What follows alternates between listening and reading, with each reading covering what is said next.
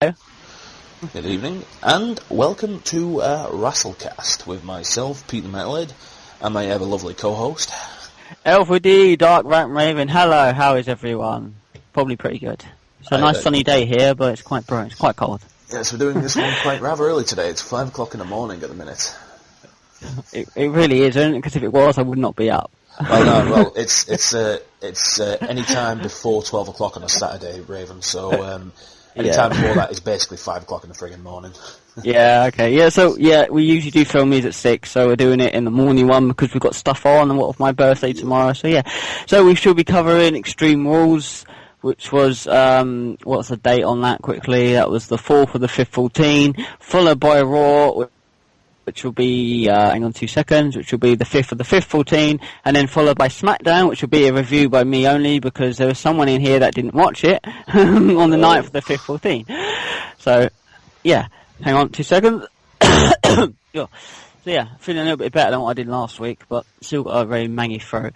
So, right, let's move straight into it, and go into Extreme Rules, and before we go into the matches, let's get a little quick rundown what it was. To be honest, I would have personally given this pay-per-view about a 5 out of 10. It was okay, but it really wasn't, I don't know, I feel like there was only 3 stipulations to any of the matches. It felt like this is the night of the Extreme, more like night of my arse, you know what I mean? Like, it was just, it started out well, and then it was a bit of disappointing. So, sort of, did you feel that as well, or did you go in there and...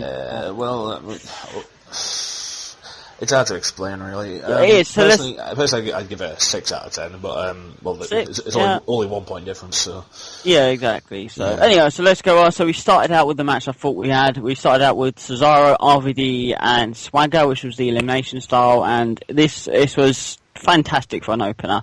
It wasn't too overploy, a little bit too short, I reckon, maybe a little bit just right, I'm not really too sure, but it was a fantastic opener. I thought it had the right amount of time with the right amount of moves, literally there we go. So it starts off with your typical back and forth, triple threat action like it normally is. RVD and Swagger get thrown out the ring a few times. Swagger does some powerful clotheslines to RVD outside, which looked like that hurt. Cesaro goes to the swing a little bit later on, but RVD ends up spinning heel kicks him in the face, break it out. So that was a pretty nifty move. As soon as Swagger gets RVD in the ankle lock, Cesaro breaks out with a springboard uppercut, and for some reason I didn't spell springboard properly because I'm an idiot. Everyone's gone all out at this point. So we could tell straight away that there were some good written spots for this match. It was fantastic. It was elimination, wasn't it? It was elimination, yeah. Although they neglected to mention that to the commentators because Jack Swagger was the first to be eliminated. Rob Van Dam pinned him, and even the commentators were like, "Wait, what's happened? Did he get him?" And then they were like, then the announcer came up. Oh, it says Jack Swagger has been eliminated. It's like, and then Cole luckily doesn't miss a beat. He goes, "Oh, there we go. He did get him." Great. So it's like. Oh dear, because I think the only mention of it being elimination was made once by Paul Heyman on SmackDown during the commentary. Exactly. It was like, you really should have announced that shit, I don't know if it got tweeted or any of that shit, but, I don't think so. So it goes on, we see Cesaro do the second rope outside the ring suplex, what he does, which looks devastating when he lands that. It really does look devastating. As soon as he lands that, of course, he comes out of nowhere and frog splash Swagger, and boom, that's it. We have Mr. Swaggy, eat the Swaggy, as Big Show would say back in the day, when he was champion, when Swagger was champion. So we got rid of him, so Swagger was gone. So that was a good way to get him gone. So it was left to RVD and Cesaro, which was good. They go back and forth again with each other. RVD getting in the ring, more moves happen. RVD then puts Cesaro, and then this is what we see. RVD gets out a bin, and I was kind of confused. I thought, oh my god, are we actually going to see weapons? I thought, oh my god, he gets out a bin. So he got out a bin, or Cesaro got out a bin. One of them got out a bin, and then one of them kicks into the other one outside the ring. I think it was RVD who got it out. Gets the bin out. The laying on side of the ring. He goes for the frog splash, obviously, with the bin on top of him, but he moves. RVD hits the bin, straight on the face. Cesaro gets him up, and then I think he does his finisher straight onto the bin, which absolutely crushes it, and that gets him the win. So, sorry, I was a bit confused about all that, what happened at the end. But yeah, so the finisher was in that with the trash can. So overall, that was a pretty fantastic opener. I would have probably said it was one of the top matches of the night because it was played out well. It was done really well. A good finish, good way to obviously getting Swagger out first. I think anyone that watches WWE nowadays would know that Swagger was going to go out. Cesaro was obviously going to go over because he's the Heyman guy, and RVD again is just left in the middle. He's like the middle bit in a sandwich. He's like you're not going to quite get to it, but you're going to kind of enjoy it at the same time. It's like he didn't win the title, but he wasn't going to win the match either. So I like the tortured food metaphor. I often use tortured food metaphors myself quite a lot. Well, there we go then. So we won the night. So what do you think? Good opener, good match. Like to see it again? Yeah. Well, as long as they don't repeat it 58 times, then yeah. No, definitely won't mind saying that again. I mean, RVD versus Cesaro. That's someone that has potential, maybe. Yeah, I mean, it was good stuff. It was good. I liked the end with the bin, where he got out the bin and then he went for the frog splash. RVD's face hits the bin and then he basically finishes him, neutralised on the bin. It was a good finish and it was good to see a hardcore weapon being implied, whether it was one left weapon or not. So yeah, so that was good. That was a good match, a favourite match. Oh yeah, hang on. Before we say anything more, anyone listening, I have my buddies in the background. I couldn't get rid of them this week. You can probably hear them cheeping now. I will try my best to keep them quiet, but hopefully Pete will probably try and edit out the best he can. So if they're going crazy, I am sorry. So so we move on. Ooh, you've got your birds in your room, have you? Yeah. Oh God. Yeah. Oh, that's a bit. Oh, you mean literal birds? Oh shit. Yeah. Well, 2 bodyguards. Yeah. There we go. My innuendo's out the window then. Definitely is, and it sank like a really fat person carrying a fucking weight. So I've never carried a weight in my life. I mean, yes. Moving hastily along. We move on to we see another Bo Dallas promo. They keep airing these. There was more shown on Smackdown this week. I don't know when the fuck Bo Dallas is coming in. Please leave below when you think Bo Dallas is going to debate, because I have no idea when this fucker's coming in. Literally, I have no idea. But so the next match we move on to Rusev, and now they've shortened his name. Now it's now not Alexander Rusev anymore. It's just Rusev now, which is a little bit what I knew what they was going to do. I'm not sure if we talked about that last week. So it was Rusev versus Woods and R-Truth. So do you want to talk about this? I mean, this match pretty much spoke for itself, didn't it, really? It was pretty much a squash match between Ruth and Thing. They basically get the higher up. They basically, kind of attack. They both attacked. There was a brutal kick to Truth, which he did to him. He did a belly-to-belly throw to pretty much to Woods outside the ring, which pretty much took him out for most of the match. You see Truth fighting back, he gets him in the ring. He managed to kind of get the momentum. He hits the scissors kick, but of course Rusev kicks out with the power.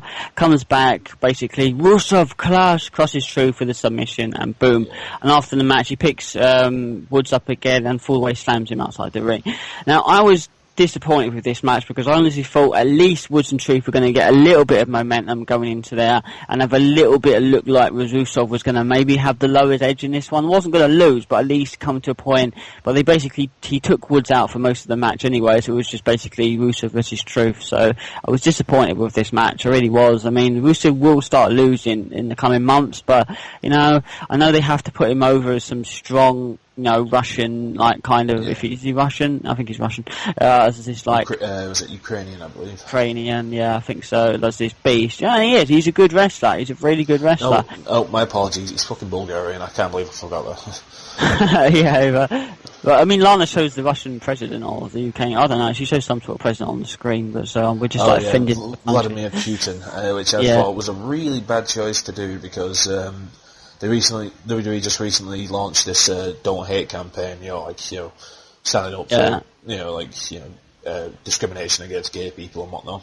To get heat, they show a picture of Vladimir Putin. Yeah. And with the shit that's happening in Russia at the minute, with the fucking persecution of. The horrific persecution of gays that's happening in Russia. Yeah, I thought, exactly. Horrific, bad choice for a bit of heat, though. Yeah, exactly. That's what I thought. I was like, what, you showing a man that basically, doesn't feel towards gay rights, the country doesn't, or he doesn't. I was like, and you're saying this man is your idol? Yeah, it was a bit, they haven't done it since, but it was a bit thingy. So we move on.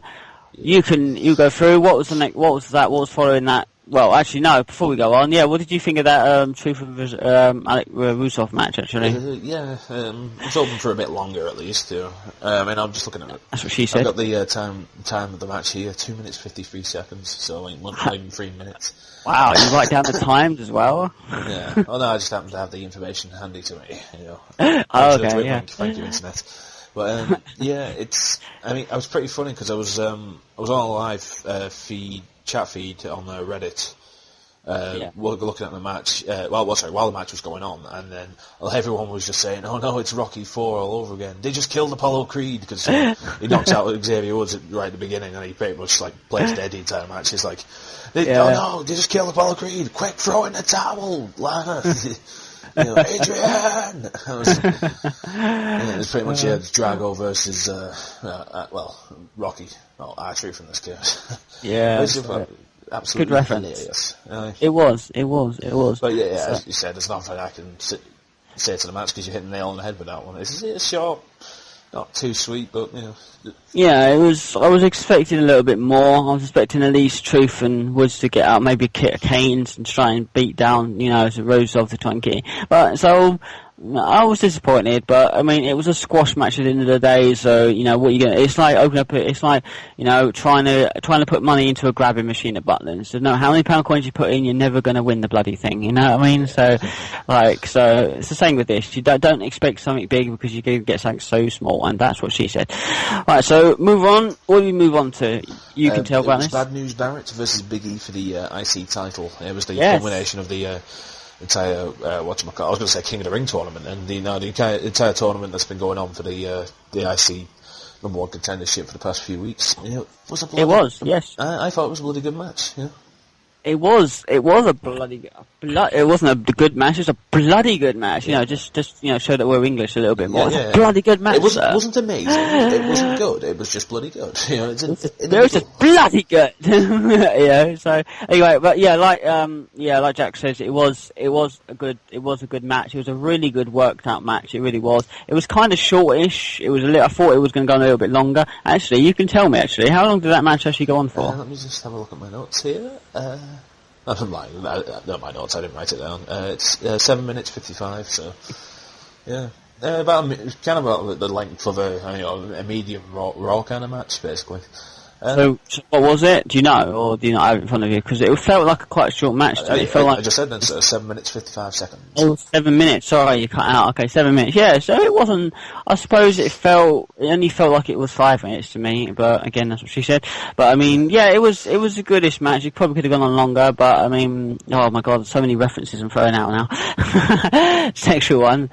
So obviously, we see starting out Barrett's dominating, and then obviously Biggie comes back, and then it goes back and forth, literally start hitting each other with some hard moves. He takes a spear outside the ring, as Barrett does. They get back into the ring. Barrett dominates Big E even more, hits him with the wasteland, hits him again with winds of change. He's like really these two working really well with each other, really trying to sell a good match, and then maybe trying to bring some credibility back to this fucking Intercontinental title.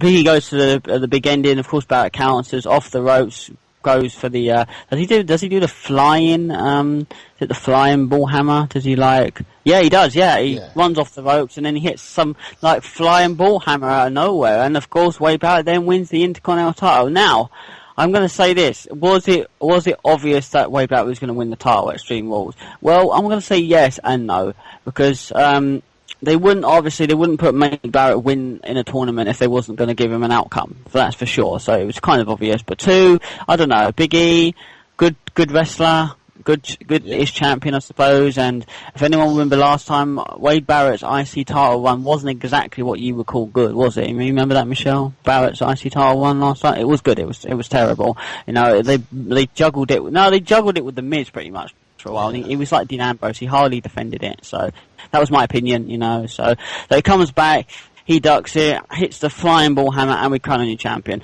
I'm happy about this, it's good to see we now have two pretty much English champions of a Diva and Intercontinental title. So I'm happy. I like Wade Barrett. I'm a fan. He's going to be a good champion. Hopefully we'll take it far.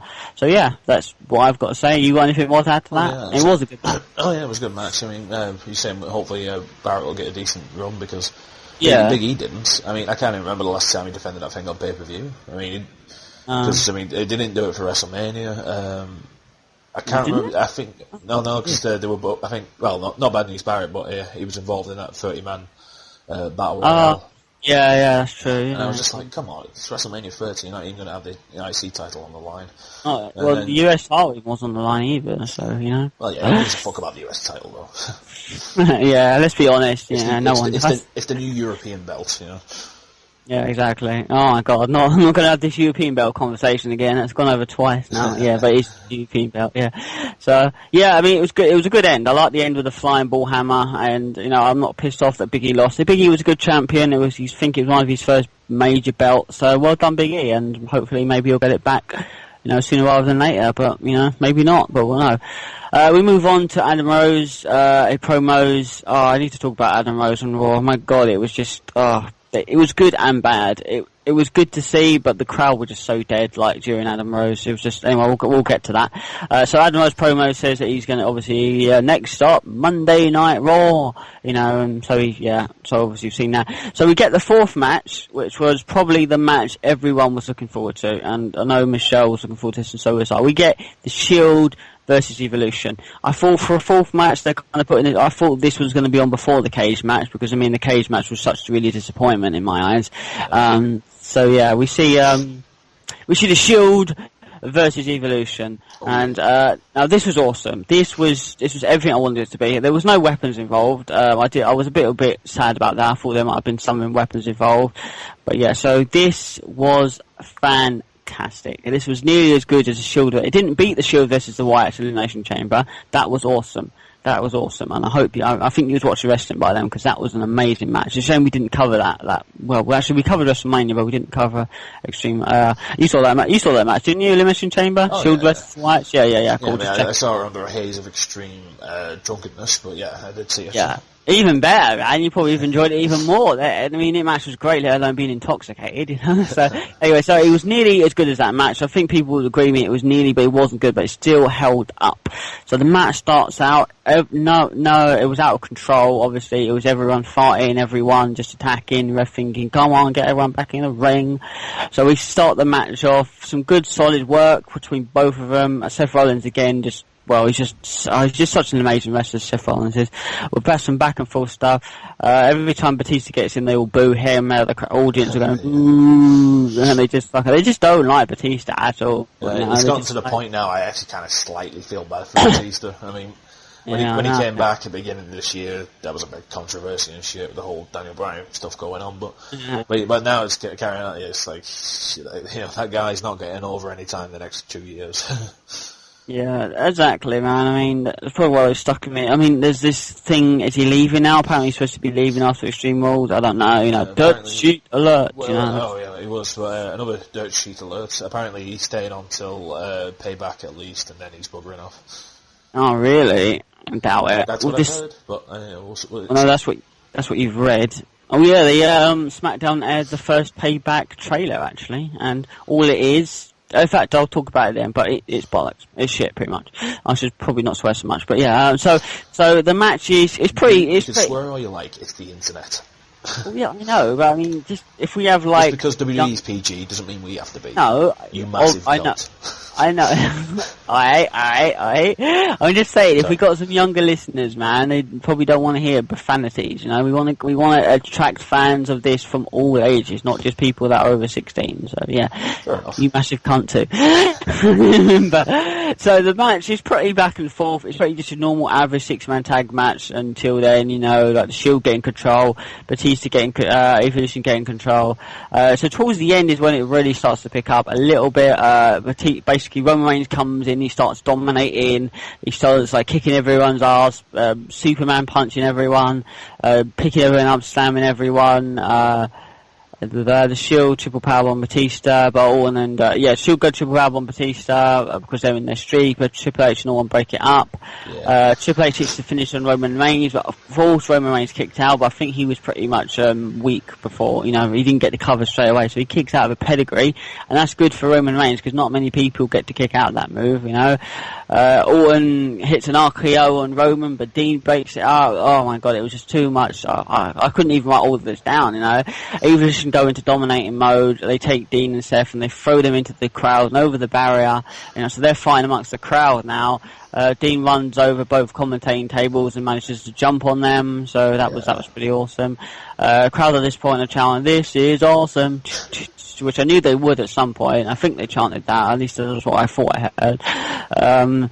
So it leaves Triple H, Orton, Dean and Seth are going through backstage, they're fighting through the arena, they kind of throw Dean down the stairs a little bit. He kind of does that really weird thing, when Dean's kind of like beating up, he does those faces and shit. He does that down the stairs. Yeah, but Seth comes out of nowhere, literally just jumps on them from like the second tier, so they're basically all out. Oh, it was just awesome. So that leaves obviously Roman Batista left in the ring. Batista goes for the Batista bomb. Roman counters that, hits the spear, and then hits Superman punch, hits the spear, boom, the Shield win. Now, sorry, that was so much talking because there's so much to talk about that. Now the match was just brilliant. Oh yeah. Anyone's resting eyes, that was brilliant. I mean, it wasn't too brilliant. I would probably give it like a 7 out of 10 because if it had a bit of weapons and a bit of if the start wasn't too a little bit boring, so now this was interesting because no one honestly thought the Shield was going to win. I honestly thought Evolution were going to be booked strong. We couldn't even really predict, could we, that the Shield or Evolution were going to win. So I think it was the right team to win. I think Shield did the right job to win. I think that was good. I didn't think Evolution needed the win. I think the Shield needed the win better, and it just puts over the storyline even better. So, let's get your thoughts. Share us your opinions on that match. Well, unfortunately, I don't have much of opinion that differs from yours because, it was it was a great match. And the spots were amazing. Because. It's been a while since we've seen a full-on fight into the audience and shit. And the Seth Rollins thing, I was just Jeff Hardy, eat your fucking heart out. It's eat your flipping heart out. There we go. I remembered. You can say no swearing. But yeah, you said it though. Absolutely, brilliant. Pardon me. Brilliant spot. Dean Ambrose. Again, that guy, Dean Ambrose, is an amazing seller. Really is. He's on par with The Rock. Just absolutely hilariously good selling. Yeah.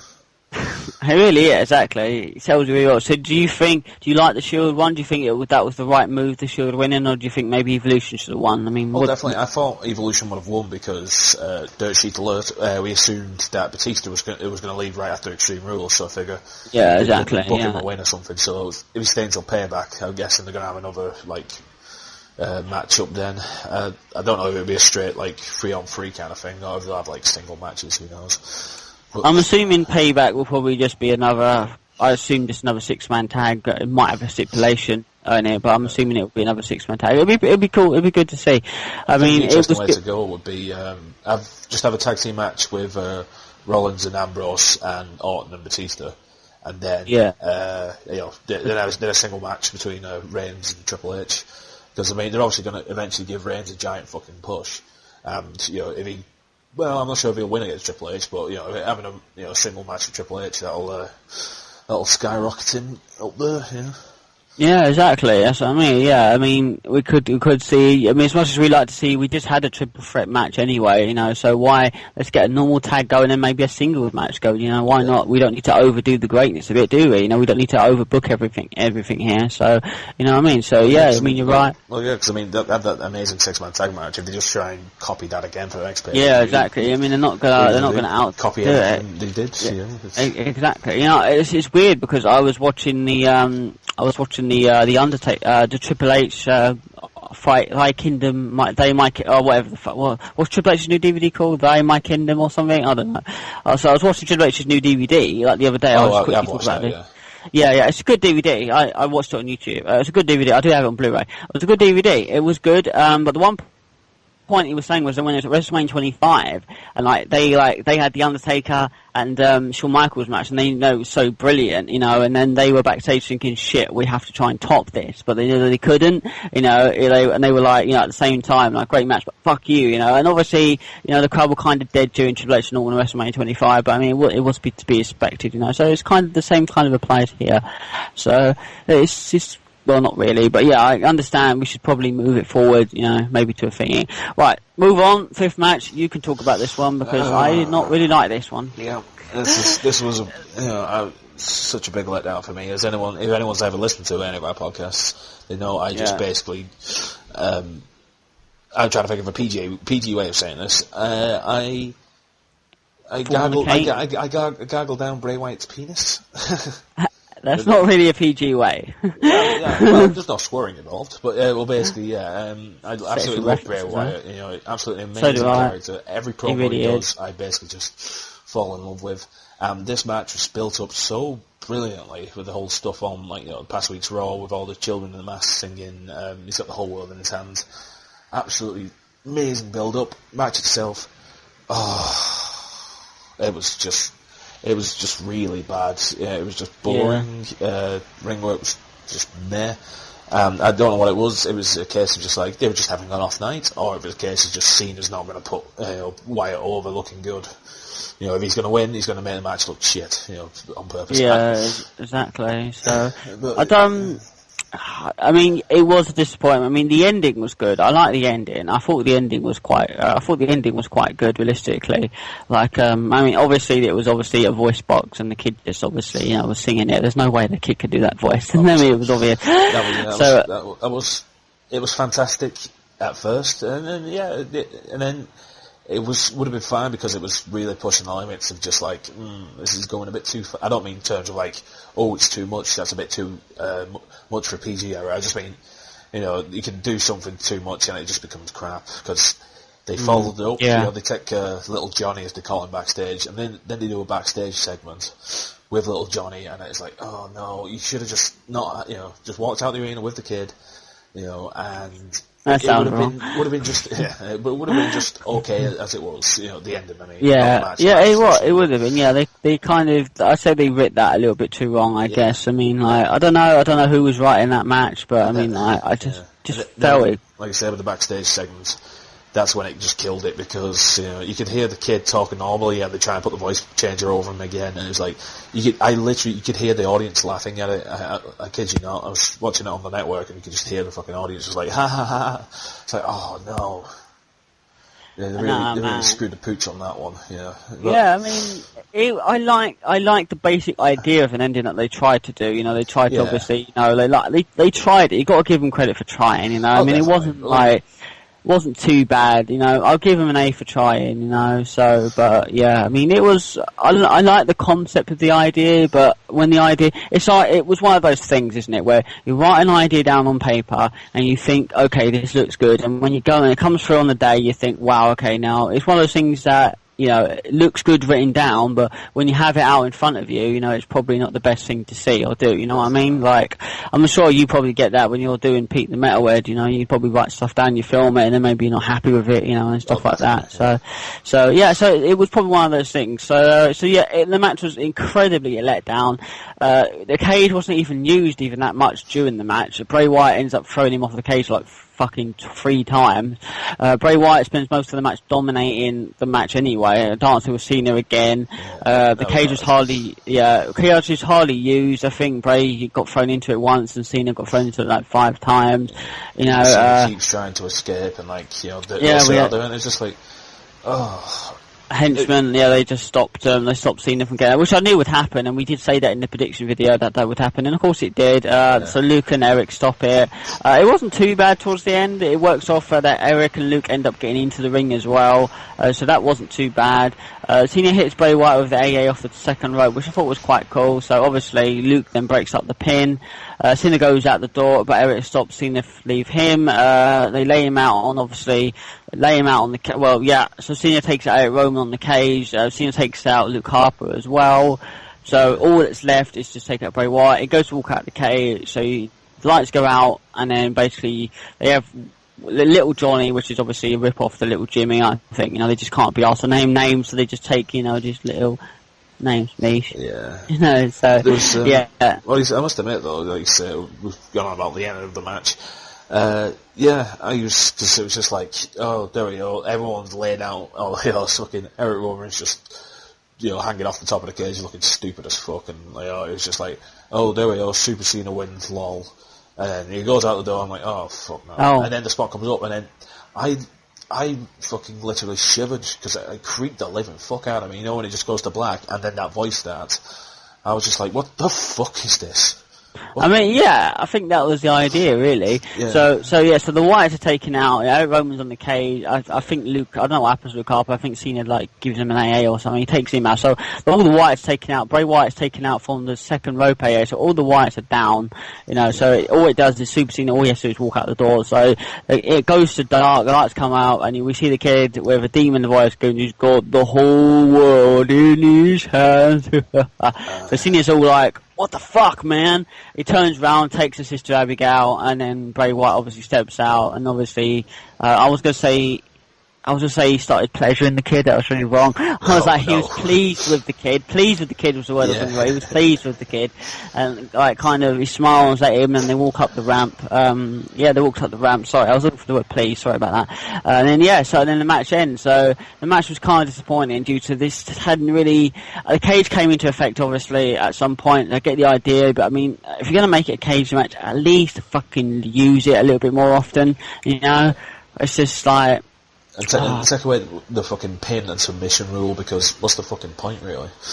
Yeah, exactly. It's a cage match, but you can still fucking pin and submission. So it needs to crack on a little bit for time. So we're just going on a little bit for time. So no, it's all good. So we move on to Paige vs Tamina. We're not going to talk much about this because we've still got 2 other shows to cover. This was okay. Yeah. This was pretty okay. This match. Yeah. It was kind of short match, but again, it ended with Paige winning by submission. So I'm not going to talk more about that. So we cut after that. It was cut to a promo of basically, like you said earlier. Well, you don't need to say it. That they cut a promo earlier, and the kid was wearing a sheet mask during the ring. So we don't need to say that because you mentioned that earlier. So we move on now to the main event. I thought it was weird how they left the Divas match, the second to last match, when they could have easily made that the Evolution match. Yeah, they seem to keep doing that for some reason. I assume because they're just trying to make the women's division look important. And to be fair, the matches they've been putting on the last month, it's actually a better idea to do that, because they've actually been putting on fucking actual women wrestling matches, not just, as I've said a million times before, models who look like a couple of headlocks and some shit. But as you said, not much more to say on that, really. But So, alright, so we're at the main event of D. Bryan versus Kane. You can talk a little bit about this, and I will go into detail about this match. So, to be honest, what did you think of this? I thought it was okay. Not fantastic, definitely not shit. It was just okay. But I was literally just cause watching it with friends, and I just turned to him I was just so fucking upset with that Bray Wyatt match. I was just I turned to him and said, I really don't give a fuck about this match at the minute. But luckily, about 5-10 minutes into it, because it was a fairly decent match. It kind of it got me into it. So, pardon me. That speaks to the quality of it, because it was a poorly booked thing. That's not because of writing, because there was a set of weird and unfortunate circumstances for Daniel Bryan. He wins the title, then he has his wedding, and he's off for a week. Then, unfortunately, his father passes away, so they kind of gave him off for another week, so there's not much they can do. They literally had about, a week or two to build up. That was just unfortunate, and I feel sorry for Bryan, because he can't really take time off, can he, really? He has to keep going, and he hasn't really got really travelling, he's only got a couple of days to himself to mourn, for his dad and stuff, and it's just but that's business, you know what I mean? You can't stop business, you know what I mean? So, what I did like... Yeah. No, go on, I was saying, but that aside, poor build-up, but it was an okay match. That was the ironic thing. Bray Wyatt, it was amazing build-up to the match, shit match. Yeah, exactly. Match, not much build-up, or kind of a bad build-up to a fairly decent-ish match, No, I thought the build-up for Kane, I don't know, I like the whole, they're going down the demonic Kane route again now, I thought the build-up wasn't too bad.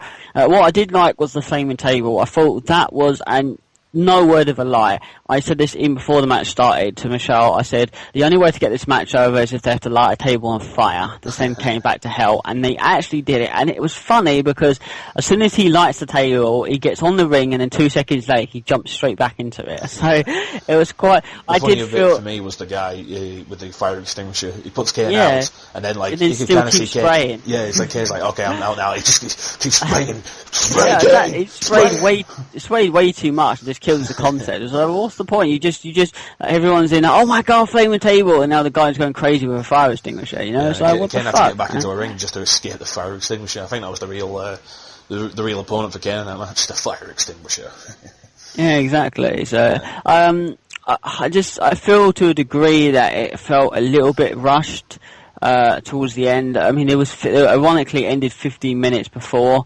Before the end, so I felt the table. It could have taken its time. I know that was obviously the way that they had to end it, but I do feel that it felt a little bit rushed, and they probably could have done a little bit more to it.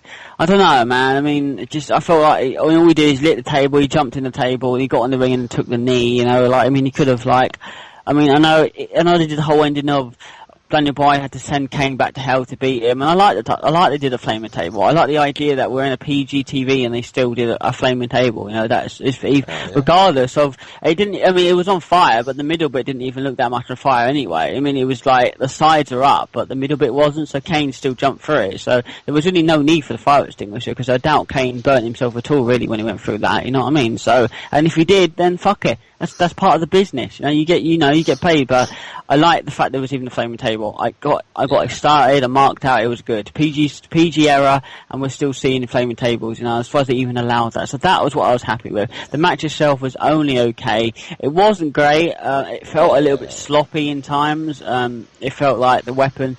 So this was exactly like I said it was going to be. Let me breathe. Okay, this was exactly what I said it was going to be, and it was just non-stop weapons attacking. Let's go through some of the things that happened. So he gets the Kane out. Kane obviously starts dominating Daniel Bryan as Kane comes out, slamming him into the turnbuckle. The match, Kane went to use chair shots. He did a side slam to Bryan on the chair. Daniel Bryan kicked out. Bryan comes back with more Kane shots to Kane. They do some moves to keep Kane down. Kane doesn't stay down. Daniel Bryan did apparently, I've written here, Bryan does a move, but it ends up botching. Was done. I don't remember. I think he went to catch him for a choke slam and he dropped him and choke slammed him. So Kane goes for a tombstone on Bryan again on the stairs, but he counters. They both go obviously backstage. Kane starts dominating him, throwing him for everything. Kane finds this wrench. Daniel Bryan finds a wrench and knocks him out with the wrench, and then Bryan discovers that he can't obviously get Kane back in the ring. He has to drag him. So what does he do? He gets a forklift. Oh, yeah. He actually puts him on a forklift, drives him to the ring, and basically jumps off with a flying headbutt. Kane kicks out of it. Later on, Daniel Bryan goes for a suicide dive. Kane catches him and slams him straight through the commentating table. That's when it started to pick up. It was to the end. We started to see some good stuff. At the end of the match, Kane pulls out a table.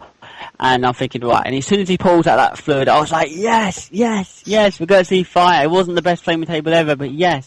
So he lights the table on fire, gets back in the ring, Daniel Bryan kicks him off, Kane falls straight through the flaming table, fire extinguisher guy goes crazy, like, oh my god, quick, as if he's actually on fire, but even though, he just kept, oh fuck it, let's use the whole fire extinguisher, let's not waste, let's not waste water, or waste foam, let's just go fucking crazy, and so he gets back in the ring, Bryan hits the knee and then wins the match. And then basically at the end of it, Kane sits up when Brie and Kane are walking on the ramp and the fire goes off. So as if to say, we're not done yet. So it was a good end. I did like the flaming table idea. I did like it wasn't too bad. I've only seen it once. I feel if I watch it again, I might get a little bit more interest or like for it, so, but yeah, the whole pay-per-view, solid pay-per-view, very solid work, solid working, 6 out of 10 for that, Extreme Rules 2014. What would you give it? Same score, about 6 out of 10. I think because of the colossal fuck up of the White match, it kind of brings down, it kind of has an impact on the whole rest of not the rest of the pay-per-view that's left, I just mean the score of it, because other than that, the rest of that matches were fine and dandy and whatnot. Yeah. Know what I mean? They're absolutely just fine matches. Yeah, I mean, they were. Some were pretty good, but definitely no particularly bad match on the card, apart from the whole insane built-up Wyatt stuff, and then... Oh, yeah. I've just remembered. I don't think you've seen this, because me and a friend watched it on the network. We saw the WLC match. Ah, yeah, we had the WLC match. I don't know if you caught that like the day after or something on the interwebs. No, I didn't know, because they didn't. I went to watch it on YouTube, but I think it was network only. I didn't know this, but yeah, I heard it wasn't too bad actually. It wasn't too bad. They had like table spots and like, yeah, it was actually all right, you know. So did you watch the match itself? Yeah. Pardon me. They really went full on with the whole little person comedy aspect. They had like a little announcer's table set up with a little ref. Little people, commentators, Micro Cole, Jerry the King Smaller, and JB Elf. To be honest, they were actually really good commentators. I actually like their commentary better than fucking JBL and Lawler. Yeah. They'd be pretty good. Because they kept trying to take the piss out of them, and they just turned around and said, just owned them right back. Which I thought was pretty good. The match itself, Swoggle versus Torito, Burley. They wrestle themselves for tiny bits, and they bring out a tiny little ladder and a tiny little table when it's all. But it's funny, man. Yeah, fuck it. It was funny. I kind of felt bad. They're really just taking that piss out of them like heavily, but fuck it. It was kind of funny. Maybe, maybe. But yeah. Oh yeah, and the midget ring announcer as well, and a midget referee. A midget referee, like I say, they really went full out with this stuff. But yeah. But as I'm saying, on Swoggle El Torito, there was a few bits by them, and mostly it was just fucking the tag teams coming in and like interfering and shit. Yeah, it looked okay from what I could. It looked okay for what I could. I'm gonna say though, El Torito, he's a bloody good worker. Yeah. That's cool, man. Yeah, he's probably come from like really good background, like, and that's probably why they've got him. It was only a matter of time where it's probably one of those demeaning things where we're going to stick you in a ball suit, like what? But you're actually going to wrestle against Hornswoggle, like, so,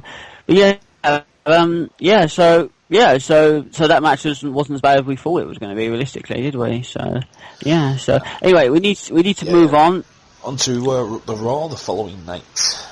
Yeah, so that would be the 5th of May, I believe. 5th of May, 5th of May. Just to let everyone know now, before leave comments below what you thought of Extreme Rules 2014. I have a feeling most of you are going. I'm not going to say leave a like if you liked Extreme Rules, because I guarantee you will get no likes, because I doubt a lot of people liked it. So we gave it a 6 out of 10, and we want to hear we're not going to hear your opinion. We want to see your opinion. What did you think of Extreme Rules? Alright, so we're going to move on. We're probably also going to skim a little bit of Rush Smackdown this week, by the way, because obviously since Pete didn't see it, then obviously I'm just going to basically quickly run it. So. I apologise for that, because I know it's alright. I mean, sometimes I usually watch Smackdown on the Saturday morning before we do the cast. Yeah, no, exactly. And obviously we're filming in the morning because obviously we've got something to do tomorrow. Today. So we move on to Raw. Another not a bad Raw. Yeah. So, but yeah. Sorry, studio. Sorry, I'm really hot in this room. I'm going to take my hoodie off in a minute. Wink, wink. Yeah. So it starts off, we see this posted on Triple H's Instagram, whatever, that there'll be a 20-man battle royal for the US title, for Dean Ambrose's US title, and I'm not going to really cover most of this. All I can really say is that Sheamus won. Sheamus won the US title, eliminating Dean. There's no point in covering the battle royal, because it was just your typical battle royal, realistically, here. I actually thought it was really fucking good. There was like a bunch of really good spots. They actually, Big Show turned up for like first time in God knows how long.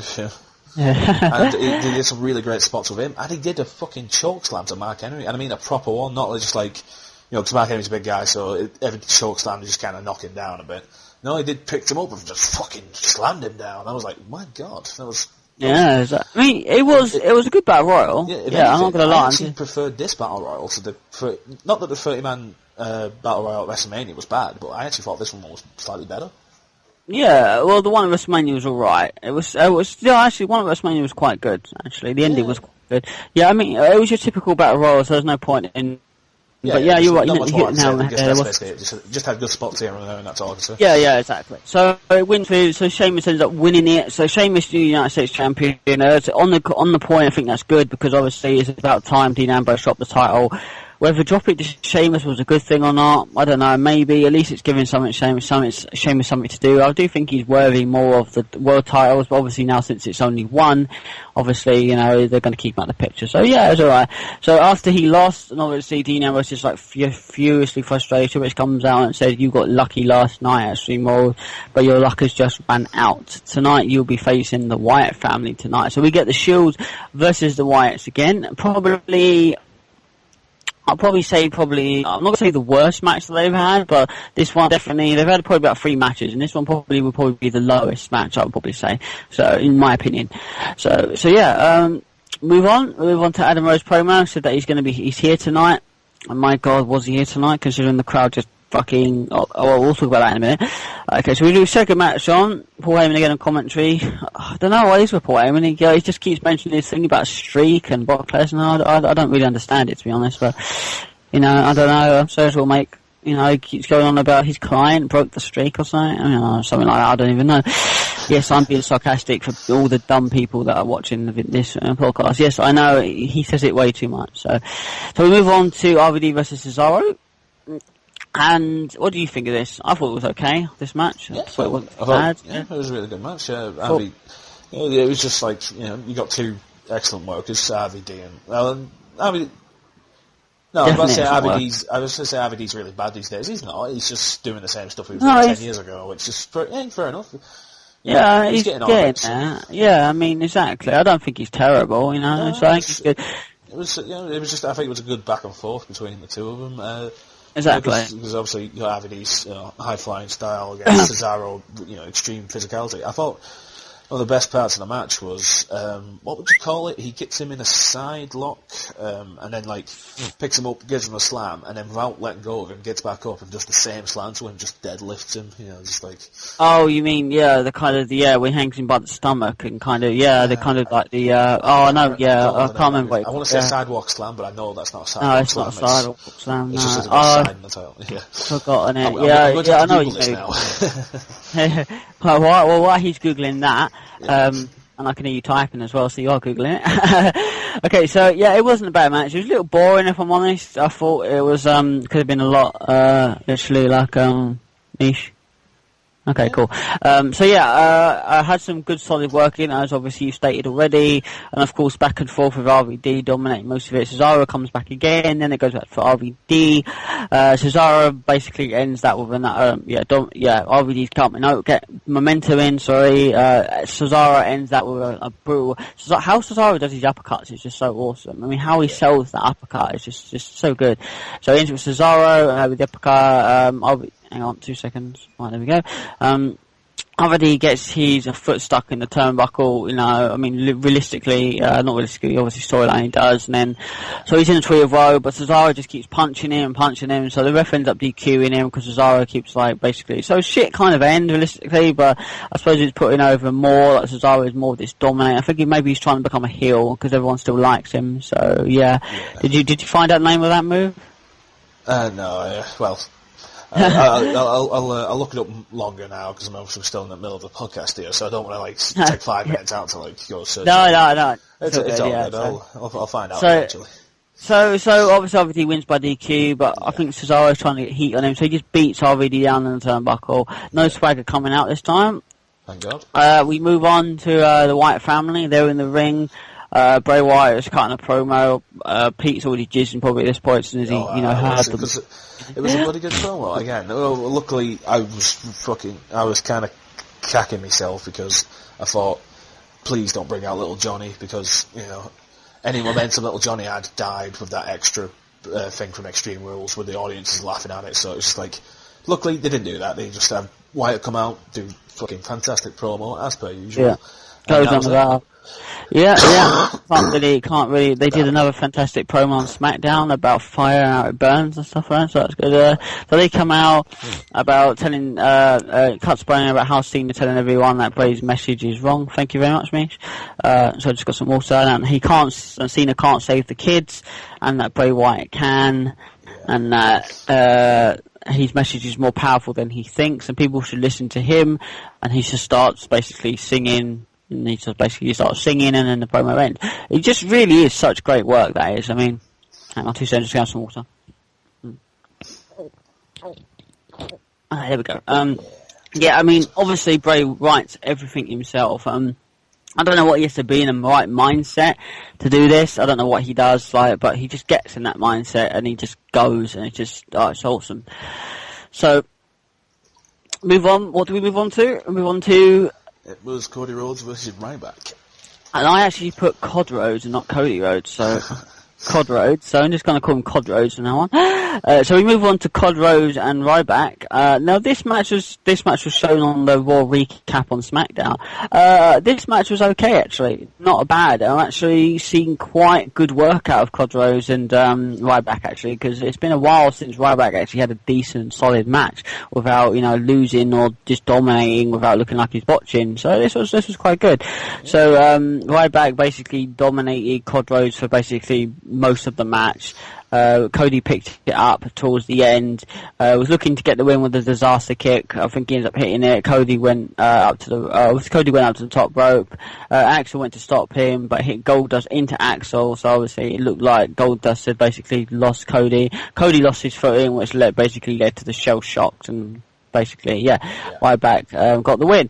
That's all that really happened in the match, other than just solid match and solid work in between both of them. I mean, it was quite a short match, but it wasn't too bad. I like the ending again, pushing more towards the Road Brothers breakup. Why have this glass of water? You can, what did you think about that? Well, I didn't think much of the match, but not that I didn't dislike it. It was just, as you said, some basic good work, and just carrying on this whole Road to Brothers breakup thing. We'll see how it's going to go eventually. Yeah, exactly. In fact, let me think. I just thought, because we were talking about tag teams here and whatnot. Bros Brothers and Ryback. I just realised, was there a tag team title match on Extreme Rules? I don't think there was there? No, I don't know. I think they had that on Raw the week before. And if I'm not mistaken, no mention of the Usos on tonight's Raw either. Well, not tonight's Raw. The Raw we're currently reviewing, I mean. Yeah, they was on Smackdown. They teamed with John Cena, so yeah. Anyway, enough of my bizarre speculation over. So the next part was Los Matadors come out and do a Cinco de Mayo. We go back to see we go back to see D. Bryan and Brie Bella are in the changing room. And Stephanie comes in and goes in about a heavy hand, which I thought was just some weird sexual reference, but so Brie and that, and Stephanie's like, that they should stay in here tonight because they don't know about Kane. So I would have thought you would have liked this. The lights go out and it just shows Kane's mask on the lights, pretty much. So it was kind of freaky. They leave the room and they bump into Steph, and D. Bryan says, you know what's going on, don't bullshit me. Obviously doesn't say bullshit.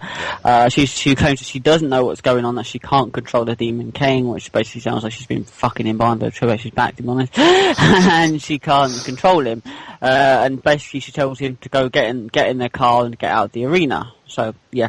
And then it goes to Los Matadors, Cinco de Mayo, and...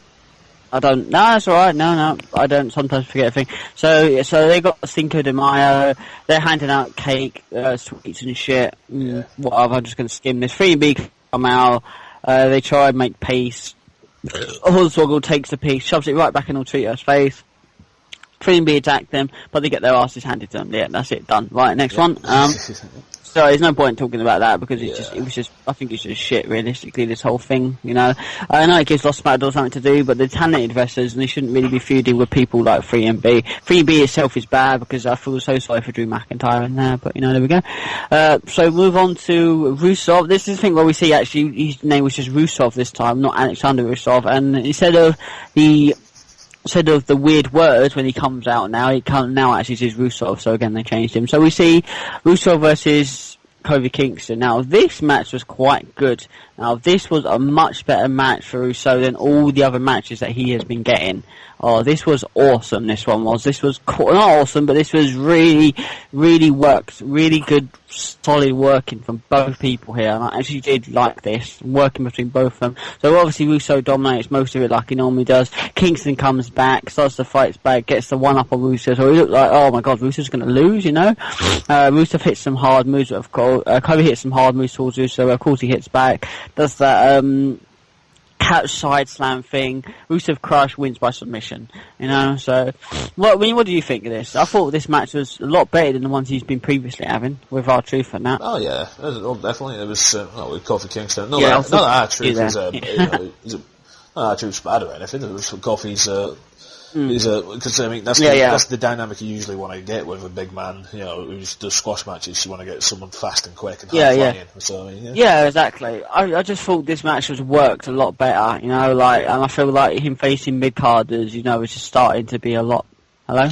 Yeah, starting to be like a lot better. So yeah, so we move on. I'll let you do the next match. So we move on to obviously we see D. Bryan and Brie getting into the car. And before they leave, Stephanie knocks on the window and Brie screams, and she goes, sorry again about heavy hand, and it just makes me feel sorry for hand jobs for Triple H now. She's got this heavy hand. She keeps going on about this heavy hand. Yeah, she was like, hey, come on, I've got your car, you can leave now. I was like, oh, hang on, no, you can't leave because you've got a match. And, you've got a match, which she apparently just thought about, you know, and if you leave, you lose the title. Right, oh, fuck off. I thought, like, you know, this whole, as I said, the build-up last month for the world title, it was marred by unfortunate circumstances, and now they're just, now they got a, you know, it's a fresh start, new month, try and build that shit up, and it was just, you know, they're just making it look silly, you know. Yeah, exactly. Yeah.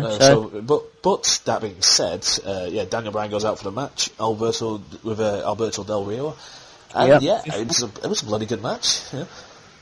Really? I thought it was okay. I didn't think it was that good between. I mean, to be fair, I thought it was slow to start out with. Oh yeah, it picked up as it went along. Yeah. Yeah, there was a lot of like slow play stuff. Starting. Hang on a minute. Okay, cool.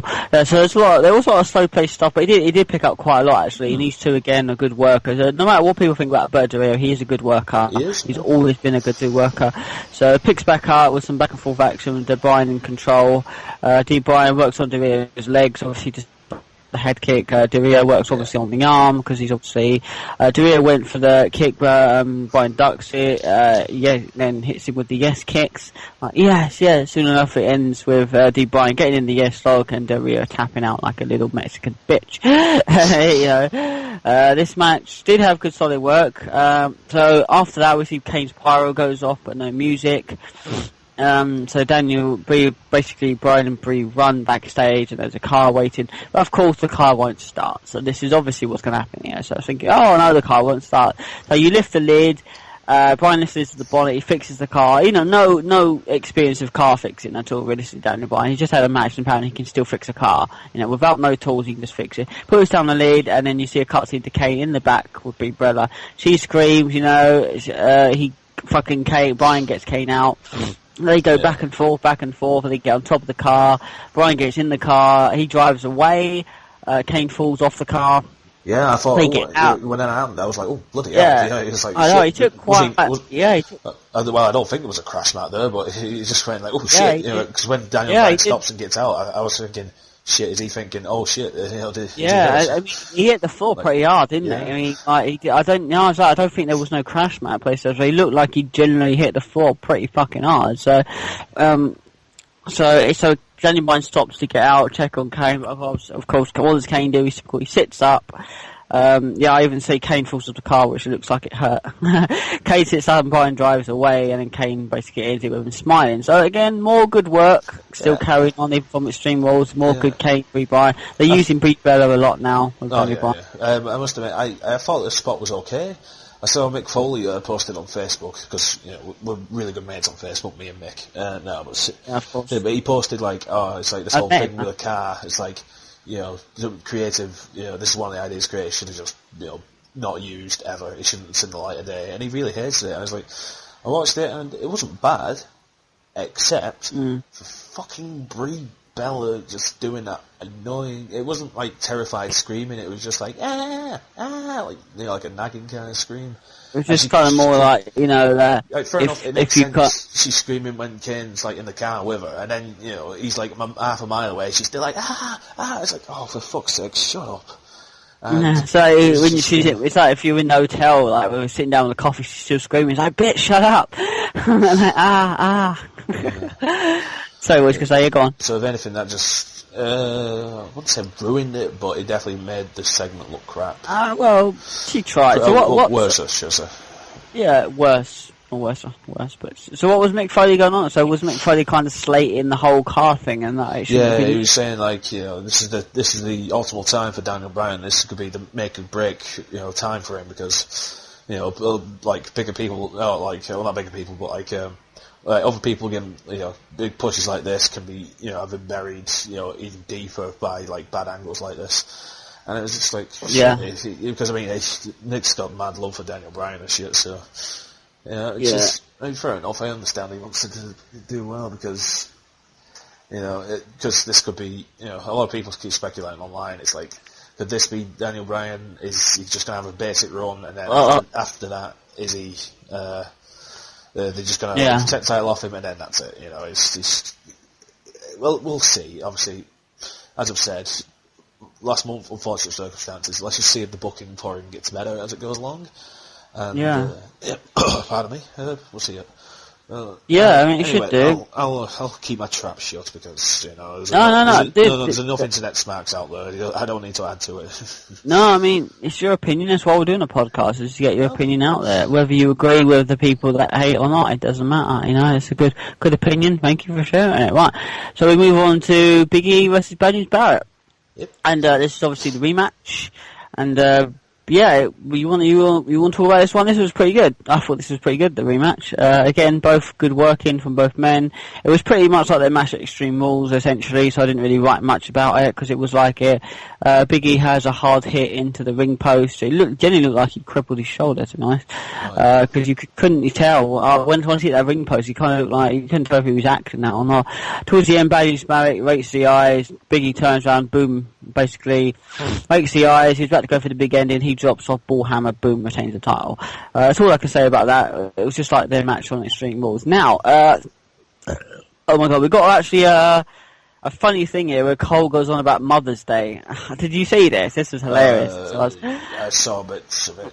I was busy doing something at the time because I thought, alright, here we go, he's selling something. And then I came back and then they edited Mr. T's Hall of Fame speech into some rap mother song. About his mother into a video. I thought that was kind of funny. I mean, because like WWE have obviously acknowledged, they must have read a lot of the internet, obviously, that Mr. T, all he does is just go on about his mum. He doesn't like go on about anything other than his mum. So yeah. So Cole says Mother's Day. Obviously, this is America, not the UK. I don't think it's UK. I think we've already had. Oh, it might be actually.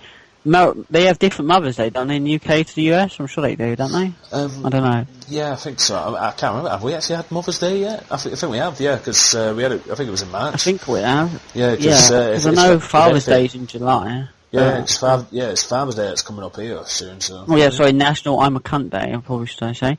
But yeah, so yeah, but sorry, yeah. Don't know my dad, so yeah. But yeah, I think I think it is American. Yeah, so he goes. Well, he just went on about Mother's Day, but I thought we've had it. So, but I mean, so he goes on about that. So they show a video promo of Mr. T. They turned his Hall of Fame speech into a rap music video, which I thought was quite funny. I thought it was quite funny. I quite enjoyed it. So we move on to Zeb and Swagger, and Zeb comes out with a sign saying his deportation list, and he has some names on there, and one of the deportation lists. Are you making me a sandwich? No, I'm not. No, it's impossible to do that. We're on opposite sides of the country at the minute. I cannot make you a sandwich. Okay, I'm sorry. So he goes on about his deportation list, and of course he has Cesaro and Thingy, and he has Paige and Barrett on there, and I'm thinking, oh my god, he's ripping on the English people now, So he's talking, and we cue some kind of Indian music, or it sounded like some Indian music. Sorry if that's not the right terminology. And obviously, what do we see? Adam Rose. We see he's parts of the posse. We hear the Fiend come out, and the crowd are so fucking dead for Adam Rose. I thought they were so dead. He comes out, he plays it so well. I like Adam Rose. He comes in the ring, basically does his usual shit, basically calls Sarah Lemon. Yeah. They all start dancing around him. He starts dancing too, and they leave the ring after he throws swagger outside the ring. So I'm assuming this will lead to a match on Monday. So, I mean, the crowd was completely dead during this. They were singing They were singing that for a little bit, and that's good to know. But I just didn't think the crowd were really living it really that much. It's a shame because I like Adam Rose, and he's a good wrestler. And hopefully, when he actually does wrestle, what did you think of it? I bet you hated it, didn't you? No, I didn't hate it. I thought they could have just done a bit more with it. You know, he just comes in, you're a lemon, dumps swagger out the ring, and then I thought it was pretty funny. He gets his entourage to like dance around Zeb and shit. And then, Zeb started dancing though, which was a little bit funny. As you said, whatchamacallit, crowd just not behind it one iota. Fair enough, you know, could have been a lot worse. It could have been, but I mean, I didn't really expect him to have a match. I kind of expected him just to make kind of a promo or dance. But yeah, so it was kind of annoying. Oh yeah, sorry. One thing I'm going to say just before we move on, I didn't mean to slag anyone off on the video who is a dad or anything like that. When I said national, it's a cunt day. I have obviously problems with my dad, and obviously I let it come out on this podcast. For that, I'm sorry. I'm sorry for people that actually like Father's Day or you are a dad yourself. So I mean, no offence to you or anyone else. So yeah, so just thought I'd just quickly address that. Yeah, fair enough. Fair enough. Oh, fucking hell. Don't explode. Sorry, I was checking on some water. So it wasn't too bad. Hang on 2 seconds. It wasn't too bad. I'm assuming he will have a match with Swagger next week. So we move on. Oh my god. So I didn't think. I thought Adam Rose was quite good. I enjoyed it. I know most people enjoyed it. It's a shame. I'm hoping the next few weeks where he comes on Raw, it'll be a little bit better, and I honestly hope it will take off. So we move on to the main event. We've got the Wyatt family versus the Shield, the match that everyone likes. And excuse me for just 2 seconds. There we go. So this match I felt was probably the weaker of all the matches that they've had, because they've had a few matches. I thought it was good. Of course, it was good. It was typical. Awesome stuff, you know. But I said, yeah, this one felt a little toned down compared to the others, and what I mean by that was it was a bit slow. So it was a little bit slow to start. Back and forth again, of course, with some brutal spots from Luke Harper. Seth Rollins again working this just so well with Bray Wyatt. So just a typical 6-man tag match. I can't really say much really about it. Hang on 2 seconds. Just got to silence the birds. Towards the end, we see Roman Reigns comes in to dominate everyone, basically hit Superman punches on everyone. They go to triple powerbomb Bray Wyatt, obviously, but Evolution's music kit, so they come down, you know, they're not really scheduled, so they throw the Shield into Evolution, so now it's a 6-on-1 thingy. Roman Reigns turns around, hits a Superman punch on Triple H. The referee didn't ring the bell at this point. I don't know why, pardon me. I don't know why, but Bray Wyatt stalks him after that. They come back and then basically hit Sister Abigail, Roman Reigns, and then obviously the Wyatt family get the win. And after the match, obviously Evolution, everyone is just beating down the Shield. They just crush them, a few pedigrees, and they copy the Shield's triple powerbomb. Batista does it to Roman Reigns, mocking the Shield, and that's pretty much how Raw ends. And Raw ends obviously with Evolution going over strong, which obviously was good considering that they got the win. Touching your Jaffa cakes. So, you know, How dare you touch my Jaffa cakes, sir? This is a civilized society. I mean, it was a good end. I mean, it's good to see that most weeks, you know, it's the Shield, and most weeks it's Evolution, you know, it's not just considering that, you know, that Evolution are the returning foes. They are getting what's good for them, you know, considering, you know, that they lost at Extreme Rules, but Evolution got the win, on Raw. You know, they got the comeback. You know, so it was different. It was a good end. I think not a bad Raw, but a good end. What about you? Yeah, I found that the ending because, unfortunately, a lot of the times I don't have much to say because I just totally agree with you. So it's all right. It's all right. No, it was the match itself was pretty good. It was amazing spot by Seth Rollins. can't remember who was picking him up, but he was in the corner. They try and pick him up or something, and then he does this fucking amazing backflip to his feet, and then just starts wailing on whoever it was that was trying to pick him up. It was just like, I was like, what the fuck? I was literally taken aback. I was like, holy shit. Holy shit! I mean, yeah, it was good. I mean, if you look at the White Fame and the Shield deeply, you will really see how great workers all of them are. I mean, they all are great. Just look at some of Luke Harper's stuff on SmackDown. He's just so good. I mean, the selling and the moves, and Seth Rollins had a match with Batista on SmackDown, and it wasn't actually too bad realistically. It was kind of like it was quite good considering Seth actually made Batista actually look kind of good for once, So it wasn't a bad Raw. It was quite good. It had some good matches, more building of Kane and Daniel Bryan. No John Cena. We had a good end, obviously, Evolution again, working down the Shield. We said a tweet. We had an Instagram by Triple H, who's now got Instagram, which no one really cares about. I don't have Instagram, so I don't know why he's getting it. But he says, apparently he sends us like a selfie with Sheamus in the background. But he sent out a message, I don't know where it sent out, saying that the Shield basically their luck is running out, their luck will run out at Payback, and basically on SmackDown you're all going to have singles matches to try and prove yourselves. Yeah. So now we move into SmackDown. So let's cue the SmackDown logo. Where is it? There it is. There it is right there. So, So I'm going to basically just review this because you didn't really see any of it. So you didn't read anything about it or anything? No, because like I say, my usual thing is to watch SmackDown on the Saturday mornings, so do the thing in the afternoon. I woke up, went downstairs, had 2 slices of pineapple, and came back and started this podcast. I don't know why you need to know I ate 2 slices of pineapple, but I had a few beers last night, and I really wanted something to eat, but I was just so lazy. I just ate pineapples out of a tin. So that story has begun, and now the story is fucking over. So let's crack on with SmackDown. Yeah, SmackDown let's I've not watched. Basically, good to know you eat pineapple. So yeah. It's due into that pineapple-related story. So we go into SmackDown. So it wasn't too bad. It was I suppose it was kind of shit this week, and everyone's saying, we'll watch SmackDown anyway.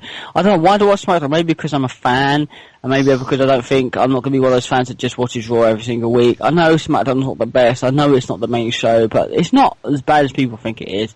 It really isn't, So it starts out with Sheamus and Dean Ambrose in the US title rematch from Extreme Rules. Match wasn't too bad. Started out pretty slow, typical like headlock takedown work and stuff like that. We missed most of it due to a break, realistically, and of course I don't have the app or the network, so I couldn't watch what happened during it. Dean had a damaged gut. Sheamus comes back again. Dean comes back at him. So it picks up towards. And then Sheamus bro kicks Dean Ambrose out the ring. He gets back in, bro kicks him again, and basically gets the win. Pretty brutal bro kick, to be honest. And so Dean loses his rematch to Billy. So since you're not going to be reviewing SmackDown, we might as well do something else different here. What do you think about Sheamus being United States champion? Then, I mean, what do you truly think? You didn't really say much on it when he won it at Extreme Rules. So what do you think about him being champion? Well, I stand on the US title, I suppose. Yeah, I know. Okay, what do you feel about Sheamus holding the belt then? I mean, do you think that's something good for Sheamus, or do you think maybe... I've not seen much of Sheamus because he was big when I wasn't watching wrestling, and since I came back, he wasn't there. He was off on injury, so he's come back and he's done some respectable matches and whatnot. I don't know, like how whether people like him or not. I like him because he's Irish and shit, But and I too am Irish. No, I'm not really, but I'm just one of those assholes who claims to be. Well, if anything, I figure. I said about the US title and whatnot. Well, maybe now that they're giving it to somebody else, maybe they can actually do some shit with it rather than actually make it look a bit more important. Because they give it to Ambrose for a year, and it would have been fine him having it for a year if he actually defended it more than once every 6 months. Yeah, I mean exactly. I'm hoping Sheamus will actually better title defense. But yeah, you are right. He didn't exactly defend it a whole lot. I mean, but he couldn't really, could he? I mean, he couldn't realistically because he was doing this thing with a Shield a lot of the time. So he was always putting 6-man tag matches and stuff. So he couldn't defend it realistically. So it was good to have it on the title on him, but in the long run, it wasn't a good idea, you know. So actually, come to think about it now, I've just realised, apart from the heavyweight title, all the singles belts are held by people from the UK.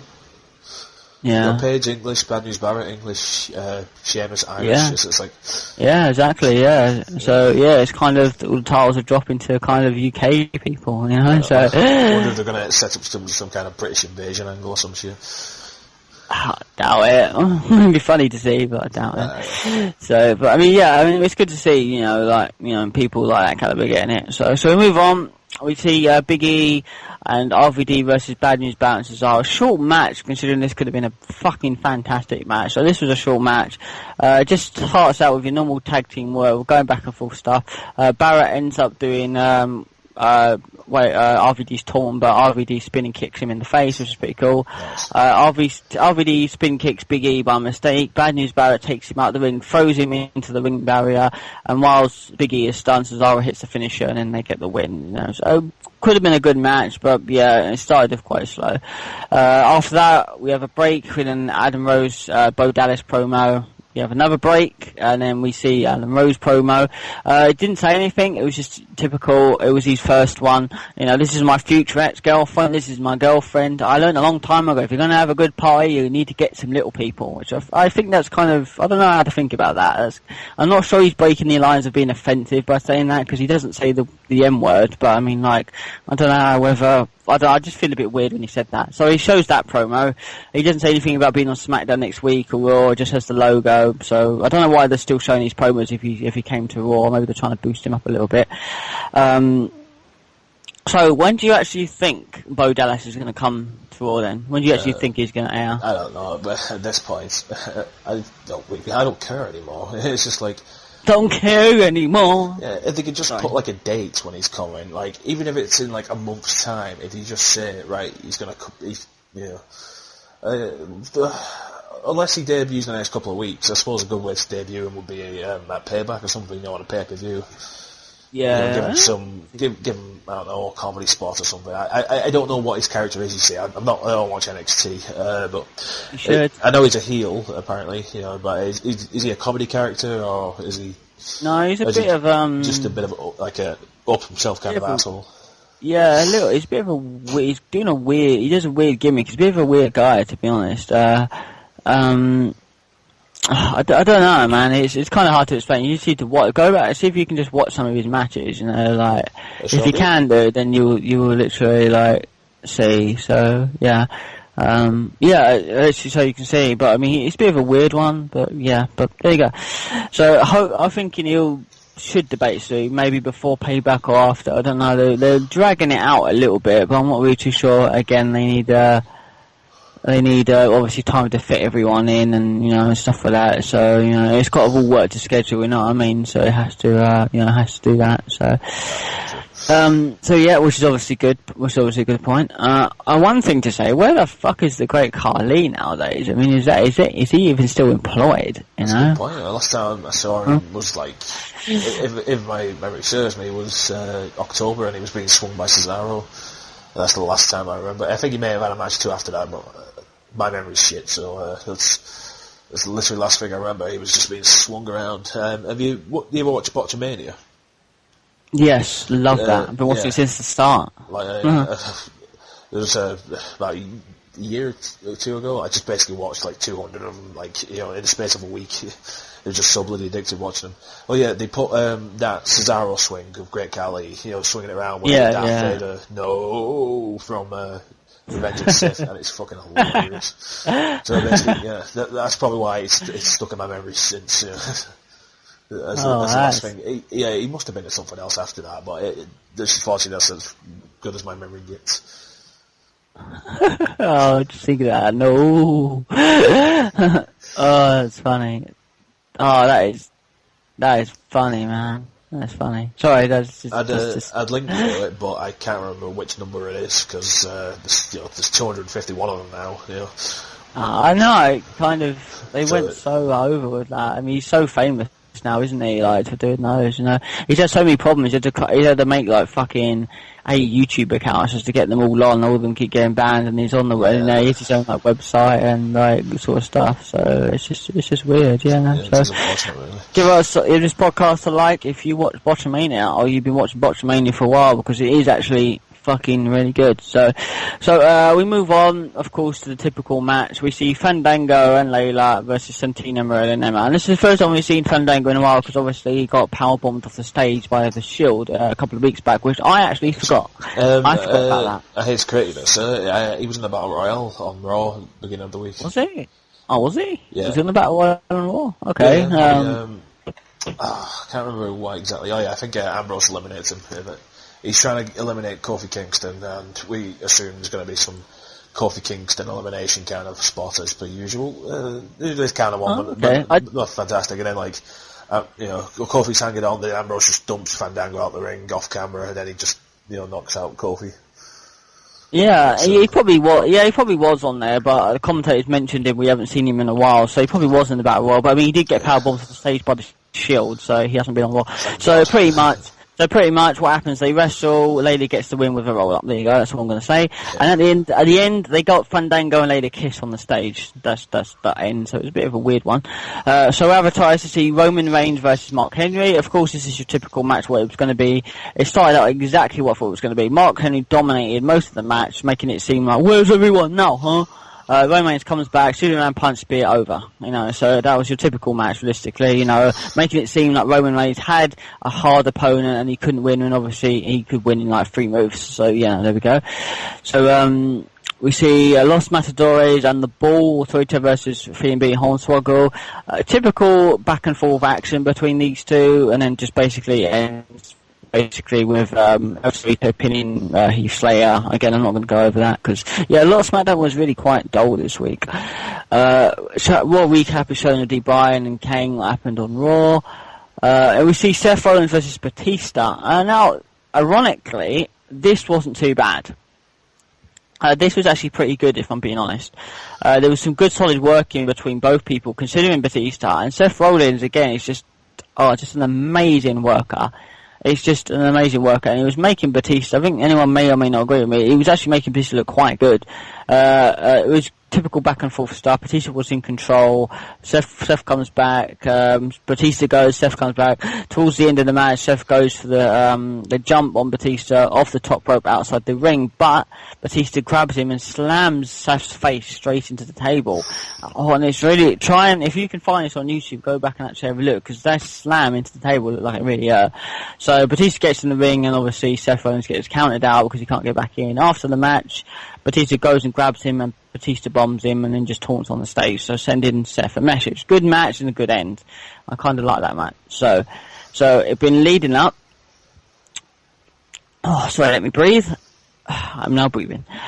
Do you remember the first time when the Shield actually debated? I don't think you were watching WWE at that point, no, but I mean, I know when it was. I've seen a clip. It was Survivor Series 2012, I believe. It was a match in CM Punk and Ryback, and they basically jumped Ryback and then powerbombed him through the table, and everyone was going marked out because Dean Ambrose was finally getting used. And at the first time when I first saw the Shield, I mean, I thought, oh really? They've now got this new team coming in, because at the moment I was destined on Punk versus Ryback, being good, but the match kept being interrupted.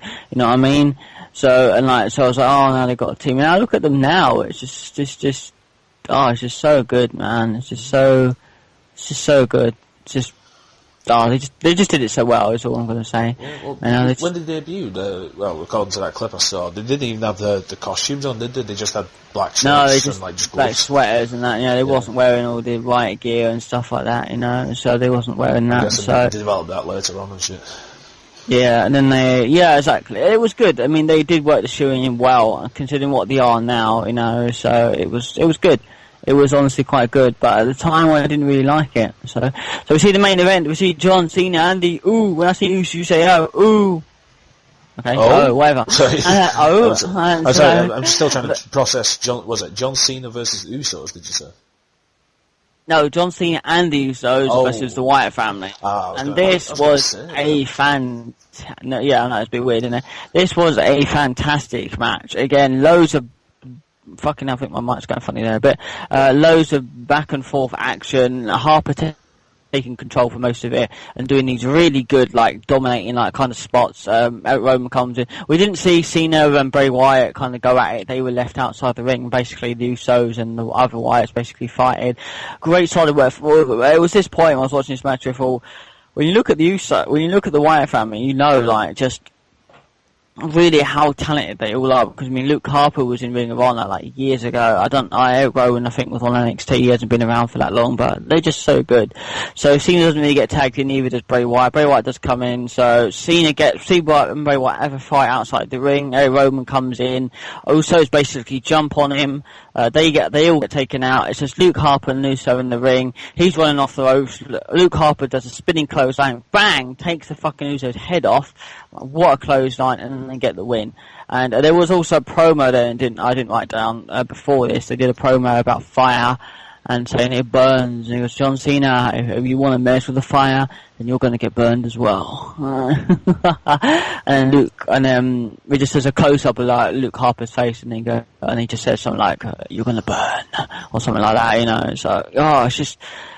Wyatt family really have got to be one of the best heel teams, one of the best teams we've had in a long fucking time. So yeah, so it ends up basically with the Wyatt family winning, and then that was it. And then the Usos and John Cena are like, oh my god, did they just win? Did I just lose to the Wyatt family? Am I not Super Cena anymore? This is the guy who beat the Great Khali and Randy Orton and Triple H all in one match. You know, this is the guy who won the Elimination Chamber. You know, I'm Super Cena. You know, yeah, you just lost. So that was Smackdown. Smackdown was a very, very, very shit start. But it picked up towards the end. If you do have a chance to watch it, if you do, not that you're going to watch it, but if you do have a chance to watch it... I'll certainly try to. You've definitely made it sound pretty good. Yeah, I mean, it's alright. If you're going to watch it, definitely probably watch it towards the end, I'd say, because, I mean, anything after the Fandango match was probably better, so it wasn't too bad. Starting out crap, but it was okay. So yeah, so thank you all for tuning in. We'll have to call it there, you know, because we're coming to the end, and that was our review. Please again, you know, fucking do whatever to that like button if you can, if you enjoy listening to us talk about our opinions. If you like to see Moles, if you like Raw, even if you watch SmackDown, please just comment if you like SmackDown, if you watch SmackDown, because not a lot of people do want to watch SmackDown. I want to see people who watch SmackDown more, you know, not a lot of people watch it. So, not a bad week for WWE, not a bad week. One thing, we did see the Payback promo actually showed. I'm going to link you this after we stop the podcast. All it was is Triple H sits down and goes, you know, I try and do what's best for business, and takes off his jacket, does his cuff things over and says, you know, but when people get in the way, you know, and stuff, I have to do things, you know, I have to do things like that make me go, payback, and he flips the table and it ends. You know, so that's really it. Apparently the poster's Payback with Triple H holding the sledgehammer, like, looking like really odd, but it is going to be on Sky Sports 1 in the United Kingdom. So that's good. That's good news for me. I've seen that. I've seen that poster. It's already been shopped to him holding a shovel. Yeah, I thought it would be. You know, they had a meme in there on the thing when Triple H had the shovel at Extreme Rules when Kane D. Bryan's got it at Extreme Rules, and Triple H goes, thank you for the shovel. So it was good. So we see the Payback trailer. Payback on June 1st, 2014. We're going to be reviewing that as well. It should be good. It should be some sort of other Evolution match, and it's. Sorry, I think I moved myself there. Yeah, so. Thank you all. We love all your faces for tuning in. Thank you for listening to us. If you manage to sit through well, maybe not like that, you know. I mean, you got a missus, I got a missus, you know. We don't go that way, man. You know, we're not whores. No, I don't go that way anymore. Not anymore. Oh, pardon me. Now I'm getting the coughs. So as you said, thank you very much for listening. Be sure to comment, subscribe, and also.